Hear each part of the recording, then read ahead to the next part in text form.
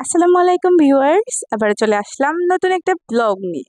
তো আজকে আমরা একটু সন্ধ্যার দিকে একটু বের হলাম। তো অনেকদিন হয়ে গেছে, আসলে ভালো লাগে না, বের হওয়া হয় না। তো এই তো বের হয়ে গেলাম। তারপরে আমরা ফুড কোর্টের সামনে গিয়ে তারপরে চিপস খেলাম। তো অনেক ভালো লেগেছে আসলে চিপস গুলা।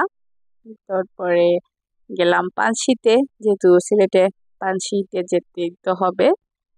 তো পোস্ট দিলাম আমরা ফুফু ভাইজি দুজন মিলে, খুব সুন্দর সুন্দর পিকও তুললাম। তো একসাথে তারপরে চিকেন চাপ আর নান খেলাম।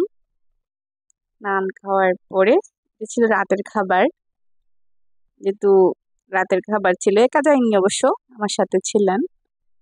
এই তো চা খাওয়া খাওয়া হলো, আর আমি চা খাচ্ছি আর আমার বাইজিকে দেখতেছি। এই তো, সবাই ভালো থাকবেন। আসসালামু আলাইকুম।